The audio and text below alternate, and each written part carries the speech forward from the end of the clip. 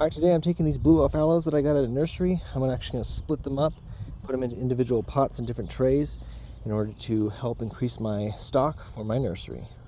Alright, here is a step-by-step on how to propagate a blue elf aloe. Right here, we got a nice little 5-gallon bucket that I got for $35, and I'm going to show you how easy these guys can be to propagate. So, I'll let this soil dry out so that it's a little bit more crumbly and kind of falls apart pretty easily. The blue elf aloes are pretty hardy and resilient.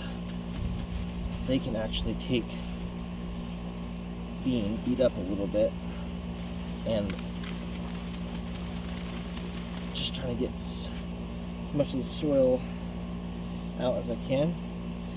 And then, as you can see, there's a whole bunch of individual stalks growing out of this one plant, and all I have to do is just grab a cluster and get a nice grip, and then maybe not as much as easy as I thought. Just do grip, separate them. There we go. Now, definitely looks like a lot of damage here, but these guys are, again, resilient, and even just a small root system like that will grow a whole new plant, and this little guy itself will become its own individual plant and have as many roots as this, and eventually will even look like these guys because they shoot out their own pups. I'll separate some of these guys individually. These bags of soil have gone hydrophobic, so I'm going to rehydrate them with some water and mix it with some worm castings and help to improve this basic potting soil.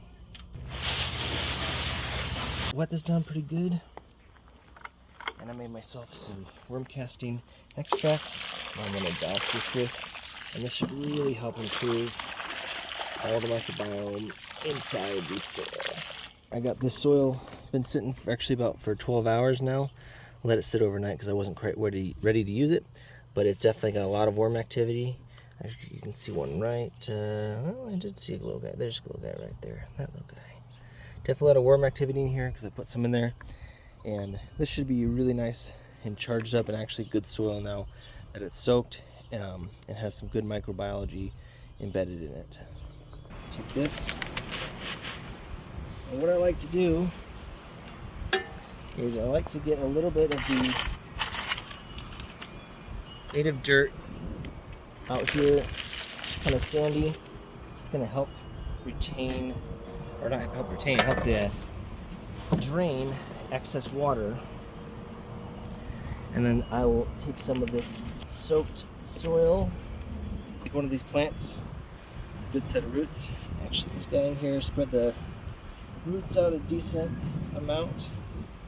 And take some of that soil, put it over the root system, and boom, that is it. Now I'm going to make sure I water this guy at least once, probably twice a day. Keep it under some good shade like we have right here underneath this Arizona ash tree. So these guys are in the pots. We got these guys left to go. We'll get them going, and then we'll have, had 3 plants. Now we'll have 20, and plus another 2, we'll maybe have about 60 or 50 of these guys, and that'll just help to increase my stock for my nursery.